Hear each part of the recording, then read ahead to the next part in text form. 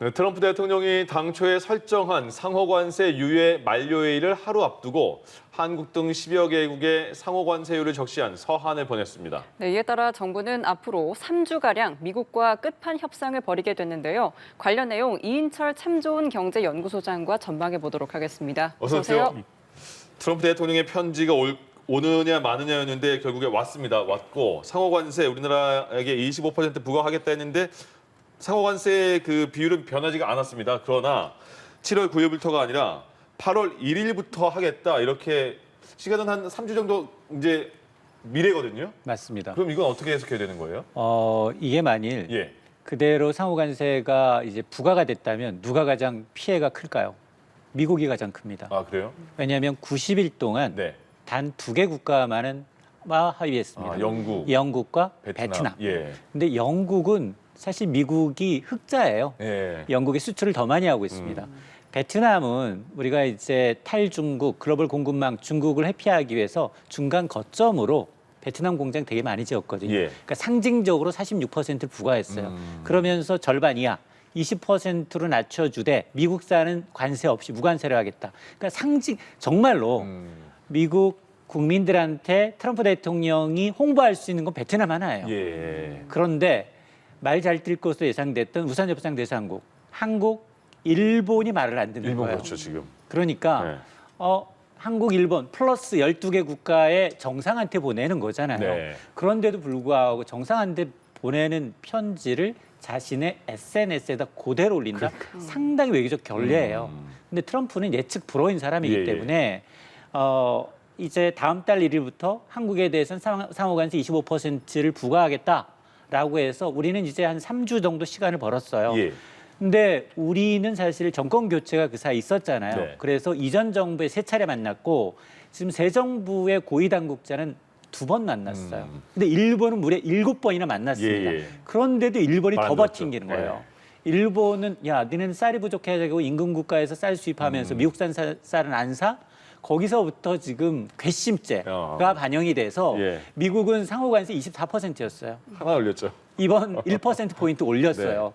물론 뭐 좋아할 일은 아닌데 상당히 이제 트럼프 대통령이 굉장히 급박해졌구나. 아. 왜냐하면 아니 물리적으로 시간이 없는데 이걸 당장 9일부터 상호관세 발효하게 되면 당장 미국 국민들이 피해요. 예. 아. 중간에 미국 업체들이 1.3배, 1.25배, 1.5배까지 비싼 가격을 주고 사와야 돼요. 그러네요. 그러면 미국 소비자 물가가 난리가 납니다. 예. 지금은 수입관세, 자동차, 철강, 반도체인데 누르고 있어요. 이제 유통업체들한테 미국이 야 관세 인상분만큼 인상했다가는 큰 코 다쳐? 억누르고 있어서 네. 기존에 미리 재고 쌓아놓은 재고를 풀고 있어요. 근데 미국 업체들이 손해보고 장사합니까? 예. 재고가 다 소진되게 되면 가격 올려요. 지금 현대차도 고민하고 있었어요. 3개월 정도 재고 쌓아놨는데 지금 이 재고 풀리게 되면 가격 올려야 하잖아요. 네. 왜냐하면 1.25배가 올랐으니까. 그러네요. 그런데 그걸 지금 못하게 하고 있다 보니 이걸 유예하겠다는 겁니다. 그러니까 아마 막판 정말로 자기가 더 불안한데 그럼에도 불구하고 SNS를 통해서 굉장히 압박을 하고 또 이제 타협 시점을 한 3주 정도 연기해 줬는데 얼마나 더 될까? 3주 이내로 지금 거론되고 있는 국가들이 벌써 나와요. 인도, 그리고 태국, 예. 그리고 유럽연합 거론되고 있는데 쉽지 않아요. 아, 그렇군요. 네. 예. 그러니까 이 상호관세 서한이 한국과 일본에 가장 먼저 발송이 됐고 또 트럼프 대통령이 이 서한 전문을 SNS에 공개를 했는데 앞서서 이 행동에 대해서 결례였다라는 표현을 쓰셨잖아요. 그러면 좀 압박하는 의도였다라고 해석하면 될까요? 맞습니다. 두 가지 상징적인 의미가 있어요. 어쨌든 전 세계에서 가장 핫한 SNS는 트럼프 대통령의 SNS예요. 예. 봐라. 8월 2일 오전 1시 우리 시간으로 공개하겠다라고 해놓고는 가장 먼저 한국과 일본을 네. 공개했어요. 공개했는데 어떤 거냐. 자기 SNS는 다 봐요. 전 국민이 다 봅니다. 그렇죠. 정치권도 다 봐요. 예. 봐. 니네 그대로 이렇게 고집하면 이 관세 그대로 부과할 거야. 그리고 한국과 일본이 공통점이 뭐냐. 대미 교역 비중이 상당히 높다. 예. 이 두 개의 국가를 이제 합의를 이끌어내게 되면 파급 효과가 커요. 그러니까 이런 정치적 메시지가 있고 예. 내부적으로도 보면 지금 미국 내 반트럼프 시위가 장난이 아닙니다. 그러다 보니 봐라 이렇게 무역 적자 줄이기 위해서 나는 이렇게 노력하고 있다. 강경한 입장을 계속 고수하고 있다. 이런 걸 보여줄 필요가 있거든요. 그러다 보니까 이게 뭐 양수협상이라고 해서 상대국에 대한 막바지 이제 협상해라. 타결하지 않으면 더 큰 코 닥친다라는 이제 시그널도 있지만 기본적으로 자국 내 내년 중간 선거를 앞두고 어쨌든 표심을 좀 잡아야 두기 위해서는 이런 메시지를 전달한 것으로 봅니다. 네. 트럼프 대통령의 편지 그리고 SNS에 보면 이런 게 있잖아요. 우리가 이렇게 우리는 겨우 25% 올린 것뿐이야. 근데 너네 이거 따라 올리면 너네 큰 코 다쳐. 관세 또 올릴 거야 이렇게 말을 했고 또 미국 안에서 너네가 제품을 만들고 조립하면 관세 부과 안 한다 등등의 이거 뭐라고 해야 돼? 이걸 제안으로 봐야 되는 거야? 아니면 그렇게 하라는 거 하는 걸로 봐야 되는 거예요? 트럼프가 원하는 가장 정확한 정답, 메시지가 바로 이겁니다. 가장 만족스러운 답안지가 뭐냐? 야, 관세 물고 싶지 않으면 미국에다 공장 짓고 거기서 우리 미국인 고용하고 만들어서 물건을 팔게 되면 관세 없어. 그러면 세금도 조금 깎아줄 수 있어 정도까지예요. 그러니까 이제 사실 무역이라는 게 한 해 동안 벌어들인 교역이잖아요. 우리가 한 60조 원 정도 지난해 흑자가 얻었는데 그것을 해소하기 위해서는 미국에 가서 장사하기 위해서는 공장 지었고 미국 제조업 일자리를 만들라라는 메시지가 분명하거든요. 그러다 보니까 이제는 급하니까 속내를 다 드러나는 거예요. 원래 처음에는 협상할 때는 굉장히 관세를 높게 부르고 협상이라는 게 점점점 접점을 찾아가면서 상호 이제 이익이 균등하게 가야 되는데 일단은 트럼프 대통령 입장에서는 지금 우리나라의 경우에는 상호 관세도 있고 품목별 관세도 있지만 이건 별도야. 25% 데려가고 품목별 관세 지금 따로다. 철강 50%, 알루미늄 50%, 자동차 부품 25% 그대로야. 그러면서 뭘 요구하고 있느냐? 이른바 비관세 장벽. 야, 봤더니 지금 뭐 어느 적 얘기인데 광우병 파동 이후로 지금 니네 보니까 30개월 이상 소고기는 수입도 안 하고 있네. 쌀 관세는 513%? 야, 이게 지금 미국 쌀 수입하겠다는 얘기야? 여기다가 구글이 정밀지도 반출 요구하고 있죠. 약값 정책 왜? 비싸게 R&D 들여서 공들여서 만들어놓은 것을 니네 왜 싼 값에 약을 사 먹지? 이런 식으로 지금 압박을 하고 있다는 거예요. 근데 이게 전부 다 우리 국민의 먹거리 굉장히 인식, 불안감과 직결돼 있기 때문에 정치적 파급이 만만치가 않습니다. 어느 것 하나 낮출 수 없는 장벽들이거든요. 그러다 보니 우리가 지금 내세울 수 있는 거는 사실은 뭐 이미 우리 뭐 반도체라든가 배터리라든가 자동차 많이 투자했다. 미국 내 일자리 많이 만들었지 않느냐. 이런 이제 이 분야 그리고 이제 미국이 전적으로 요구하고 있는 조선업 분야라든가 반도체라든가 원전이라든가 이런 분야에 협력하겠다. 그리고 네가 대중국 견제할 때 우리는 당연히 니네 쪽에 서겠다라고 얘기를 하고 있음에도 불구하고 트럼프는 이것 갖고는 만족하지 못한다라는 겁니다. 결국 시장을 더 열어라라는 거거든요. 네, 그러니까 우리 정부는 여한구 산업부 통상교섭본부장과 위성락 국가안보실장을 중심으로 투톱 외교 체제를 가동합니다. 미국 알래스카 LNG 프로그램 참여, 또 조선 등 제조업에 대한 협력 이런 카드가 좀 우리가 내밀 수 있는 카드가 될 수 있을지 좀 호소력이 될 수 있을까요? 맞습니다. 투톱 외교도 부족해서 김종인 위원장도 특파로 특사를 간다는 얘기가 있어요. 근데 누가 가느냐가 중요하잖아요. 트럼프의 청구 리스트에 과연 뭐를 적을 것인가. 앞서 얘기했던 이제 다 얘기했잖아요. 미국 내 와서 제조업 일자리 만들어라. 공장 지어라. 그리고 수입 확대해라. 쌀 수입, 농산물 수입, 에너지 수입 더 늘려라. 라는 말을 하고 있는 거고 여기다가 가장 큰 또 에너지 정책 일환인 알래스카 LNG 프로젝트에 참여해라. 라고 압박을 하고 있어요. 지금 거의 답정너 같은 거잖아요. 맞습니다. 답은 정해져 있어요. 과연 우리가 우선순위를 정해서 어떤 걸 양보하고 얼마나 더 투자를 할 것인가가 남아 있어요. 근데 이미 투자를 너무 많이 했어요.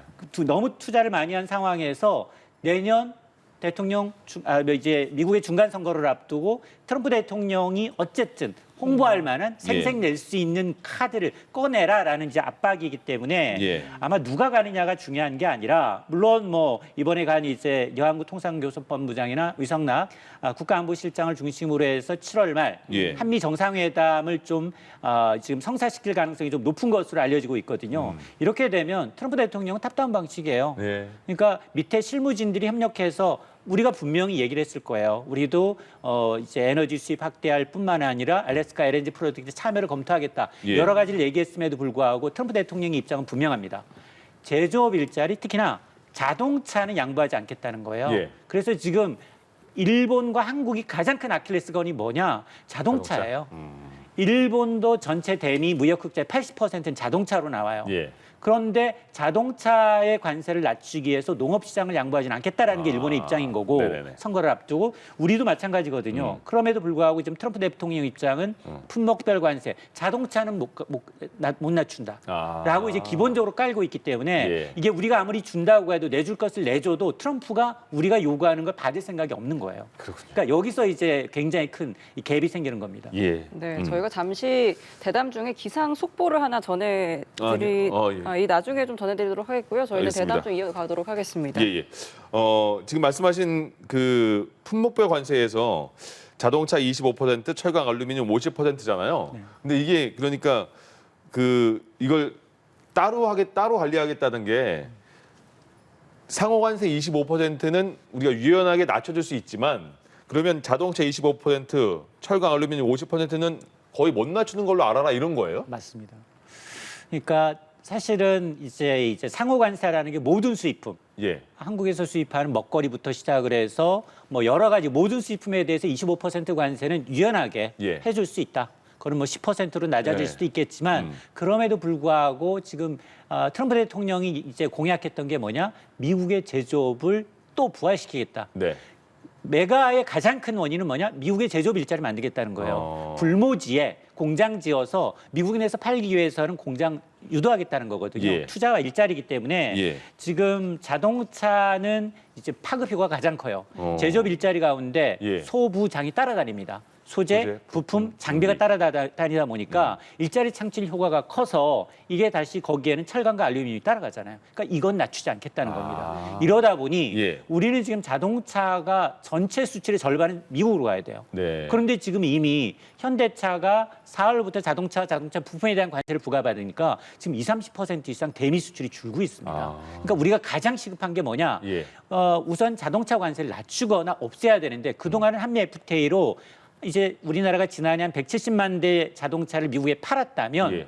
70만 대를 미국 공장에서 100만 대가 한국 공장에서 가져간 거예요. 그 100만 대에 대해서 25% 관세를 부과하고 있는 거거든요. 그래서 지금 이제 현대차의 경우는 가능한 한 미국 공장에서 이 물량을 많이 흡수를 하겠다라는 건데 예. 시간이 걸려요. 증설을 하고 공장에 전용한다 하더라도 시간이 걸리는데 그 시간까지도 예. 이제 트럼프 대통령은 이제 주지 않고도 압박할 가능성이 높습니다. 저는 그 상호 관세랑 품목별 관세를 관세가 별개라고 해서 네.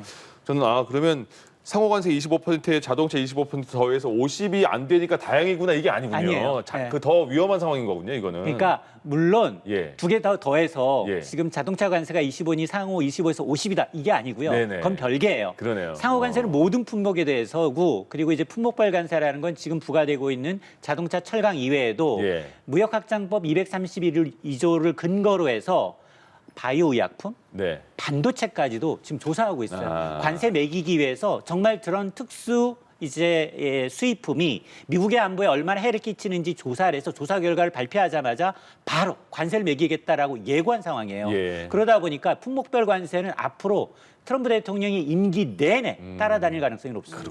네, 그러니까 위성락 실장이 미국 측에 한미 정상회담 개최를 제안했고 또 미 국무부가 긍정적인 반응을 보였다는 보도도 있었는데요. 그렇다면 양국 정상이 직접 만나서 좀 통상 현안을 정리할 가능성 어떻게 보시나요? 맞습니다. 저는 뭐 그럴 가능성이 상당히 좀 높다고 봐요. 앞서 제가 이제 트럼프 대통령이 좋아하는 게 탑다운 방식이거든요. 그래서 우리는 지금 통상도 걸려 있습니다. 경제 문제도 걸려 있지만 안보 문제, 방위비 협상 문제 걸려 있고요. 환율은 재정 당국이 별도로 네. 또 논의하고 있는 부분이 있기 때문에 예. 상당히 좀 고차방정 시기예요.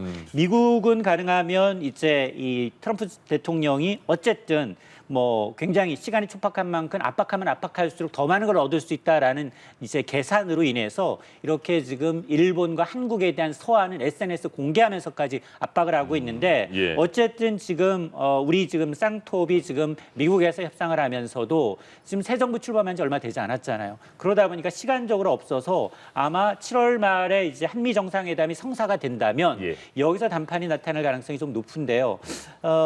이렇게 되면 사실은 이제 이 단순한 경제협력 이상으로 아마 이제 이재명 대통령의 아마 리더십 그리고 외교력이 아마 시험 무대에 설 것으로 보입니다. 네. 뉴욕 증시 주요 지수 보니까 동반 하락했어요. 이거는 뭐 지금 이번 상호 관세 연장 발표 때문에 그런 건가요? 맞습니다.